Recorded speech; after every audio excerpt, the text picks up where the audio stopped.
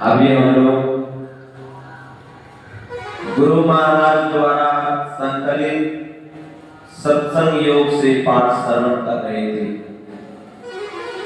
अभी हम लोग सुन रहे थे ओम युञ्जानः प्रथमं मनस्तत्त्वाय सविताधियम् अग्निर्ज्योतिर्विद्याय पृथ्व्याय अध्याय भरत।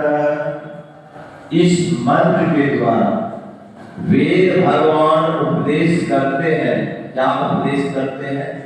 हे मनुष्यों, जगत परिश्रम करता ईश्वर का तत्व ज्ञान प्राप्त करने के लिए क्या करें? बुद्धि योग अर्थात सत्संग करें। फिर हम लोग स्तुति में श्रवण कर रहे थे। आज का तो माता दुर्गा का पूजा चल रहा है। बहुत शुभ घड़ी है। गुरु महाराज कहते हैं है परम प्रचंडिनी शक्ति वही है, शिव शंकर का नाम वही। माता परम प्रचंडिनी शक्ति जो है जगत की जननी, वह जगत की माता है। अभी तो सांसारिक लोग जो अज्ञानवश किसी जीव जंतु को माता जगत जननी परम प्रचंडिनी शक्ति जगदम्बा के सामने में किसी जीव का हत्या करते हैं, बहुत बड़ा पाप है। गोस्वामी तुलसीदास जी महाराज रामचरितमानस में लिखते हैं पर हित सरिस धर्म नहीं भाई, पर पीरासम नहीं अधर्म। दूसरे को सुख देकर सुखी होना, दूसरे को दुख देकर दुखी होना। सुख दे पहुंचाकर जो सुखी होते हैं वे सज्जन होते हैं, और जो दुष्ट होते हैं दूसरे को दुख देकर सुखी होते हैं।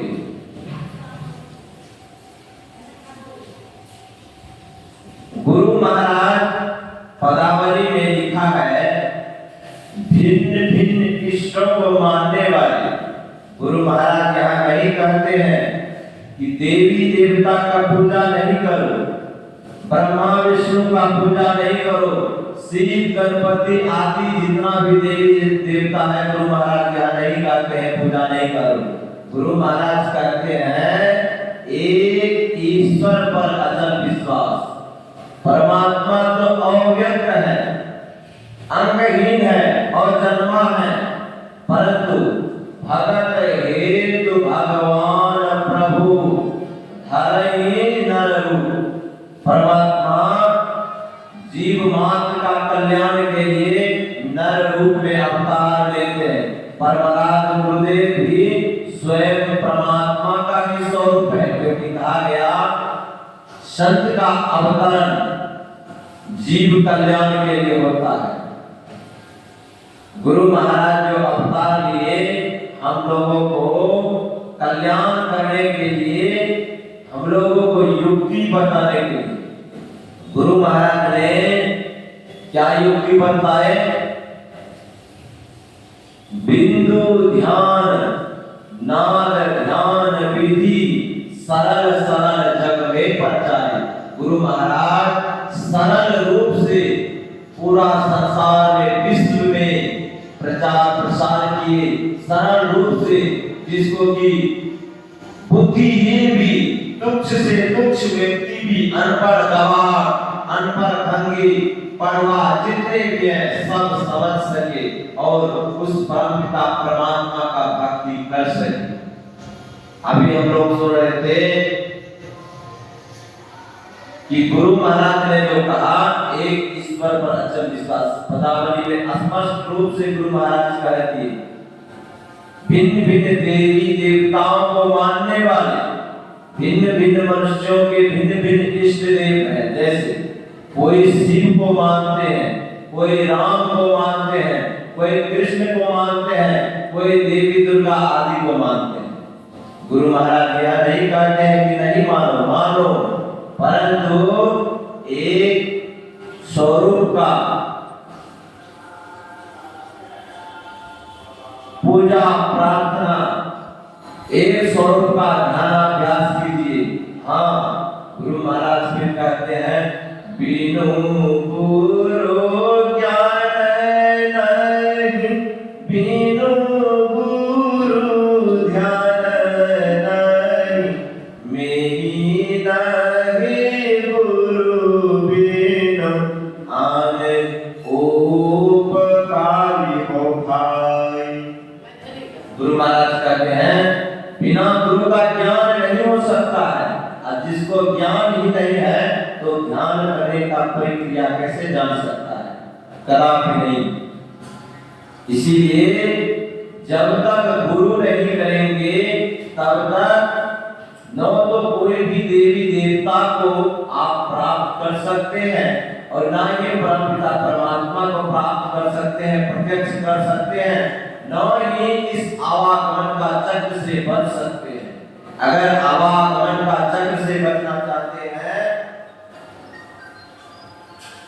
आवागमन का चक्र से बचना चाहते हैं, तो संतों ने जो युक्ति बतलाया है उस युक्ति पर चल करके अपना परम कल्याण कीजिए।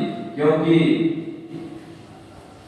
इस संत मत में ईश्वर स्वरूप, ईश्वर की प्राप्ति किस प्रकार से होती है, गुरु महाराज ने अपने वाणी में व्यक्त किए हैं। सत्संग सुधा सागर में प्रवचन के माध्यम से महर्षि में ही पदावली में गुरु महाराज द्वारा जो रचित है, सब में उपदेश दिए हैं गुरु महाराज। गुरु महाराज ने कहा कि एक ईश्वर पर अचल विश्वास कीजिए और अपने अंतर में जो है उसका प्राप्ति कीजिए। गुरु महाराज कहा, निज तन में खोज सज्जन, बाहर न खोजना, अपने ही घट में हरि है, अपने में खोजना। इसलिए परमपिता परमात्मा सभी मनुष्यों के हृदय में, शरीर में विद्यमान है, क्योंकि वह तो सर्वव्यापक है। हम लोग माता शक्ति का जो या प्रतिमा बनाते हैं या शिव आदि का जो प्रतिमा बनाते हैं, वह परमात्मा का माया रूप है। वास्तविक में जो रूप है वह तो साधना के द्वारा, गुरु युक्ति के द्वारा, मानस जप, मानस ध्यान, दृष्टि साधन, सुलभ सतयोग, नादानुसंधान, यह सब साधना पद्धति के द्वारा अर्थात गुरु युक्ति के द्वारा ही वह परमात्मा का स्वरूप का आप साक्षात्कार कर सकते हैं। दूसरा कोई उपाय नहीं है। पूजा पाठ इत्यादि यह तो बाहरी है, यह सब करने से श्रद्धा बनी रहती है और करनी भी चाहिए थोड़ा बहुत, परंतु उसमें पूरा मग्न नहीं रहना चाहिए।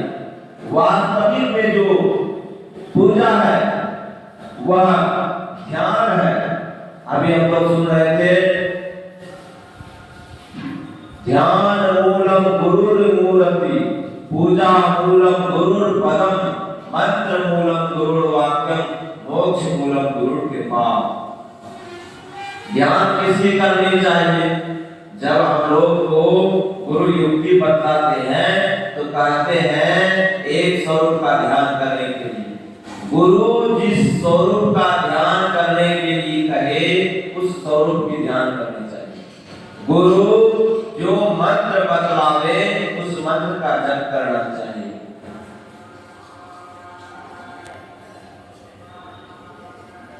गुरु महाराज जितने भी वाणी उपदेश हम लोगों के लिए जीव मात्र कल्याण के लिए किए हैं, उसको अगर हम लोग जीवन में धारण करेंगे तो हम लोगों का यह लोक और परलोक बनेगा। अभी हम लोग फिर सुन रहे थे भक्ति का संबंध नहीं। श्रीमद् भागवत गीता का अभी हम लोग 5वां अध्याय का जो श्रवण कर रहे थे, उसमें भगवान श्री कृष्ण अर्जुन से कहते हैं कि हे अर्जुन, जो भी मनुष्य गुरु युक्ति को जानकर थोड़ा थोड़ा अभ्यास करता है, तो वह जो संस्कार होता है उसका नाश नहीं होता। अगर वह भक्ति करते हुए भी अगर भटक जाए, किसी दुष्कर्म इत्यादि सांसारिक कर्म कांड में फंस जाए, छोड़ भी दिए, तो उसका नाश नहीं होता। तो अर्जुन ने पूछा भगवान से, तो फिर क्या होता है भगवान? तो भगवान कहते हैं कि वह उसका शरीर छूटने के पश्चात किसी विद्वान उच्च महाकुल में, ब्राह्मण कुल में, किसी श्रेष्ठ विद्वान के कुल में, विद्वान के घर में जन्म लेता है, पुनः उसका भक्ति वहां से प्रारंभ होता है, वह मोक्ष को प्राप्त करते हैं। इस प्रकार से भक्ति करके मोक्ष को प्राप्त करते हैं। एक बार का